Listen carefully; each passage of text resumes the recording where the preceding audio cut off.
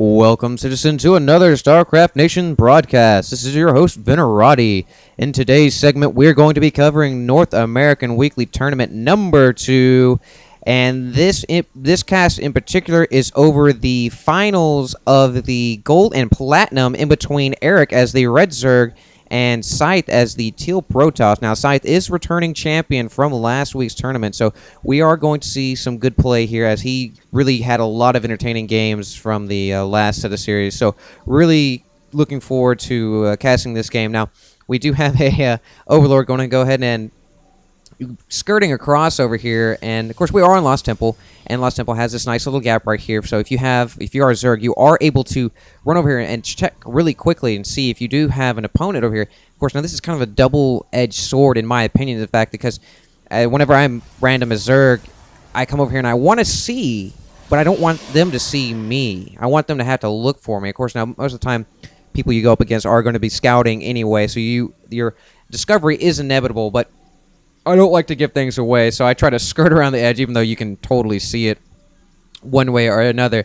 But the flying little crab will be skirting on across, and it looks like she's going to be parking up over here, as we do have a gateway coming up on the front door. We might see a cybernetics or another gateway coming up here. Depends on whether or not Scythe tries to do an early push or decides to go for a stalker, a zealot stalker, as you generally see a zealot come out against Zerg players. Now, that is contrary to the Protoss's general tactics against Terran, as you see the Stalker come out to combat any sort of early Reaper harass.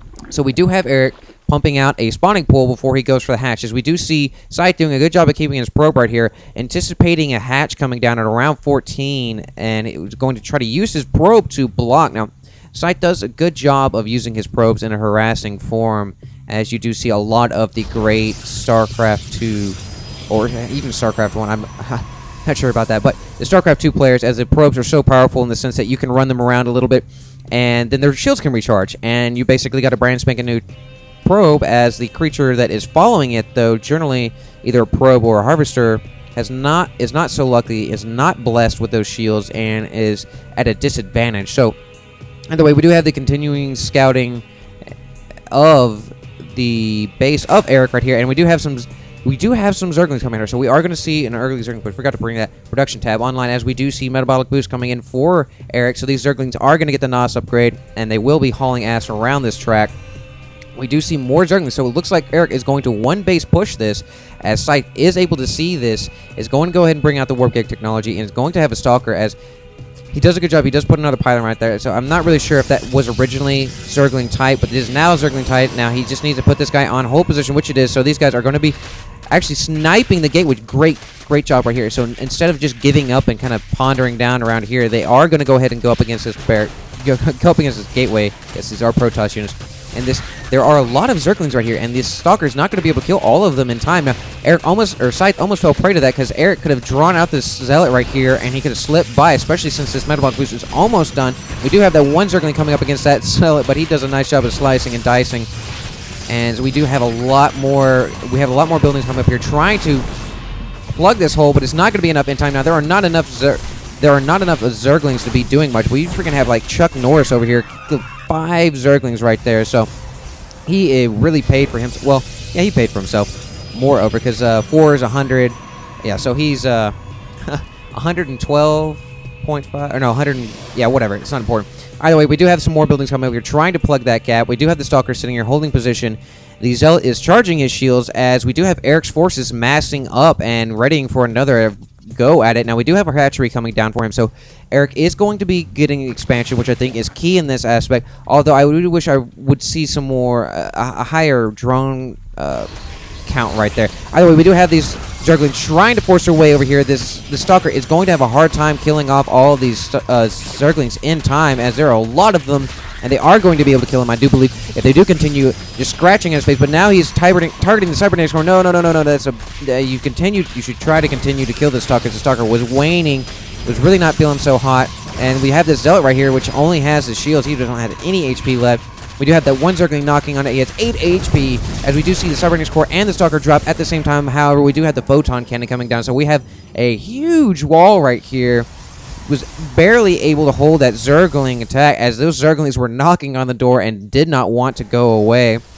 And we do have 2 gateways up, but we don't have a cybernetics core for Scythe, so Scythe now is going to be forced into using Zealots. He does not have any sentries right now, so he does need to go ahead and crank out a cybernetics core of some sort. Now, he is getting the weapons upgrade 1, which is a good call in my book. Right now is a really dangerous time for Scythe, as we do have the Baneling Nest here. Now, of course, we don't have any Banelings right here. So I really don't feel like there's enough zealots to fend off these Zergling push, because they are going to be backed up by these turrets. But we do have these Protoss units coming out there. Oh, are they going to get this surrounded? Yes, one of the zealots is surrounded, and there's an ocean of Zerglings around him, as you do see his soul escape.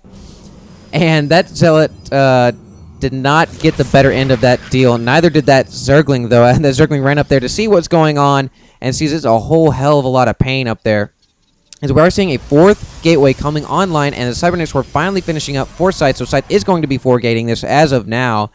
And Eric needs to go ahead and lean back on that economy, just kind of sit outside that door and look menacing, in my opinion, as he is in a really good position to continue to really get a good traction on his economy. As his economy right now, he has less harvesters, but he has the expansion, so we just see him focusing on building an army right now. I feel that some static defenses and just sitting there and being menacing would go a long way. However, I did miss that entire little battle right there, as we do see some force fields going on the ramp, killing a lot of Zerglings, doing a good job of splitting up those forces and just really rendering these guys useless. I would not be going back up there, because there are 4 sentries, and this Stalker is really brave right here, as we do see the Banelings running around trying to get up there, trying to do some sort of splash damage. However, it's not going to happen. I do feel that they should have at least killed that Stalker out of spite, at least, as these guys are very slow. These Stalkers will be able to